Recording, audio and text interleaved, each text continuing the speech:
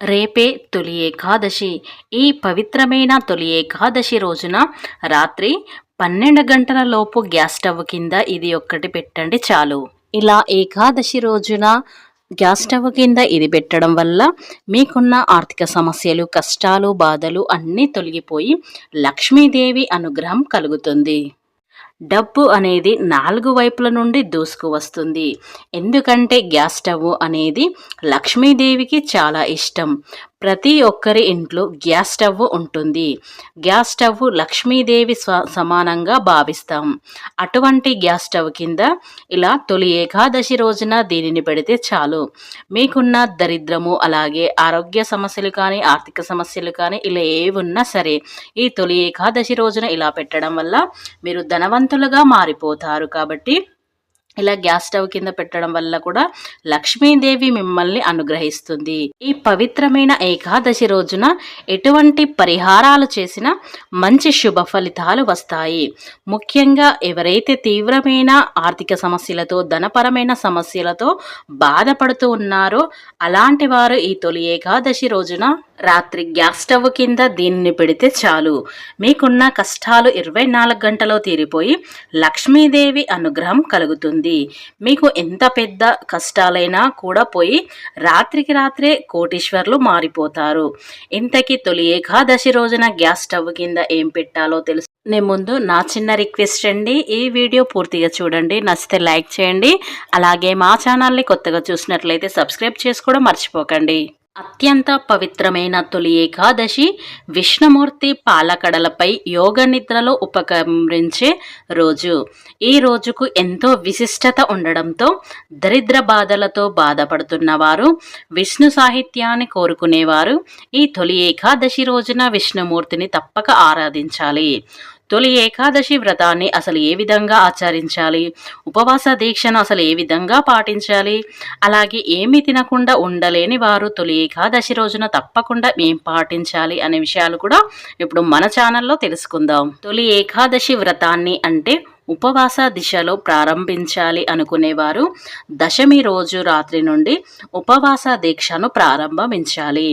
ఉపవాస దీక్ష చేసినా చేయకపోయినా ఎవరైనా సరే తొలి ఏకాదశి రోజున తెల్లవారుజామునే నిద్రలేచి కాలకృత్యాలు తీర్చుకొని ఆ తరువాత తలస్నానం ఆచరించి శుభ్రమైన దుస్తులు ధరించి కుంకుమను ధరించి ఆ తర్వాత లక్ష్మీనారాయణ పటానికి లేదా వెంకటేశ్వర స్వామి పటానికి గంధం, కుంకుమ బొట్లు పెట్టి అలంకరించుకోవాలి.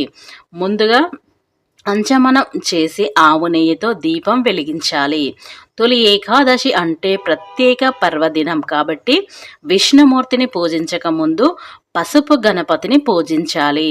ఒక పసుపు గణపతిని చేసి అందులో వినాయకుని అవగాహన చేసి ముందుగా ఆయనకు పూజలు చేసి నైవేద్యాన్ని సమర్పించాలి. ఆ తర్వాత విష్ణుమూర్తిని తులసిమాలతో అలంకరించాలి. విష్ణుమూర్తికి ఈ తొలి ఏకాదశి రోజున తులసితో పూజించడం వల్ల మీకు అఖండ రాజయోగం ఏర్పడుతుంది. విష్ణుమూర్తికి అలంకరణ అంటే ఇష్టం కాబట్టి మీకు అందుబాటులో ఉన్న రకరకాల పూలతో అలంకరించి ధూప దీప నైవేద్యాలు సమర్పించాలి. ముఖ్యంగా ఈ రోజున పేలాల పిండిని శ్రీ మహావిష్ణువుకు నైవేద్యంగా పెట్టాలి. ఈ తొలి ఏకాదశి రోజున పేలాల పిండిని నైవేద్యంగా పెడితే ఆ లక్ష్మీనారాయణ కరుణ కటాక్షాలు మీకు తప్పక లభిస్తాయి. ఈ తొలి ఏకాదశి ఉపవాసం దీక్షను కొంతమంది చాలా కఠినంగా చేస్తారు. అయితే కొంతమంది మాత్రం ఆరోగ్యం బాగలేదని ఓపిక లేక ఉపవాసం చేయలేకపోతున్నామని బాధపడుతూ ఉంటారు. అలాంటి వారు పాలు, పండ్లు, రసాలు తీసుకొని ఉపవాస దీక్షను చేయవచ్చు. అలా కూడా మేము ఉండలేము అనుకునేవారు ఒక్క పూట భోజనం చేసి రాత్రి పాలు, పండ్లు తీసుకున్నా పర్లేదండి. ఈ తొలి ఏకాదశి రోజున రాత్రి జాగరణ చేస్తే మీకున్న పాపాలన్నీ తొలగిపోయి మీకు ఎంతో పుణ్యం లభిస్తుంది. కాబట్టి రాత్రంతా మేలుకొని విష్ణు పారాయణం చేయడం వల్ల జన్మ జన్మాల పాపాలు తొలగిపోతాయి అని మన శాస్త్ర పండితులు చెబుతున్నారు.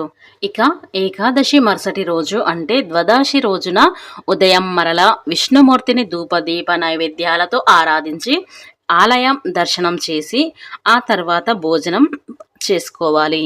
అలాగే ద్వాదశి రోజున సాయంత్రం అల్పాహారం తీసుకోవడంతో తొలి ఏకాదశి ఉపవాసం పూర్తవుతుంది. ఆ ఆ రోజున ప్రతి ఒక్కరూ పేలాల పిండి నైవేద్యాన్ని తినాలి. మేము ఉపవాసం ఉన్నాం తినకూడదు అని అనకూడదు. అలా తింటేనే మీకు మోక్షం కలుగుతుంది. ఇది మన ఆరోగ్యానికి ఎంతో మేలు చేస్తుంది. మన రోగనిరోధక శక్తిని పెంచుతుంది. ఈ ఏకాదశి పర్వదినం రోజు గోపూజ చేస్తే అద్భుతమైన ఫలితాలు వస్తాయి. మీకు గోవు కనిపించినట్లయితే గోవుకు నమస్కారం చేసుకొని గోవుకు పసుపు కుంకుమలతో బొట్లు పెట్టి గోవుకు ప్రదక్షిణలు చేసి గోవుకు ఏదైనా మీకు తోచిన ఆహారం తినిపించండి. ఇలా తొలి ఏకాదశి రోజున ఇలా గోవుకు పెట్టడం వల్ల ముక్కోటి దేవతల ఆశీర్వాదం మీకు ఎల్లవేళలా కలుగుతాయి. కాబట్టి ఇలా తొలి ఏకాదశి రోజున గోవుకు ఖచ్చితంగా ఆహారాన్ని పెట్టండి. ఈ పవిత్రమైన తొలి ఏకాదశి రోజున రాత్రి సమయంలో ఈ పరిహారం చేసుకుంటే సరిపోతుంది.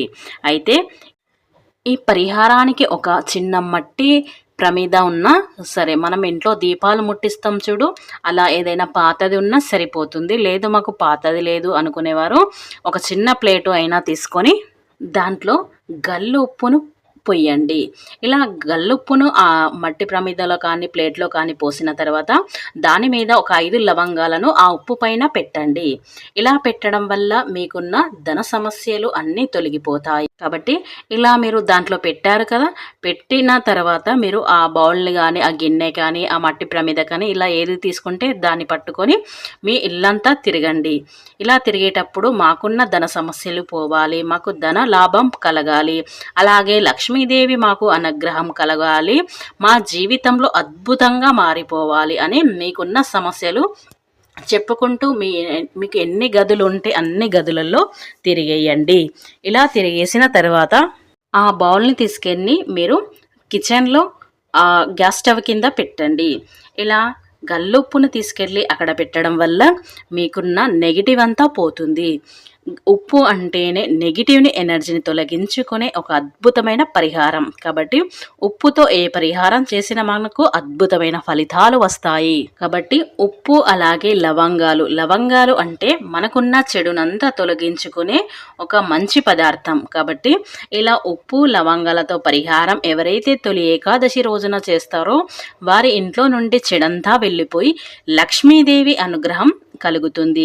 ఇక లక్ష్మీదేవి మీ ఇంట్లో తిష్ట వేసుకొని కూర్చుంటుంది. కాబట్టి ఎవరికైతే లక్ష్మీ అనుగ్రహం కలుగుతుందో వారికి ఉన్న కష్టాలన్నీ తొలగిపోతాయి, ధన సమస్యలు పోతాయి, అలాగే ఇలా ఏ సమస్యలున్నా అన్నీ తొలగిపోతాయి. కాబట్టి ఈ పవిత్రమైన ఏకాదశి రోజున ఇలా గ్యాస్ స్టవ్ కింద పెట్టడం వల్ల అదృష్టం యోగం మీకు ఏర్పడుతుంది.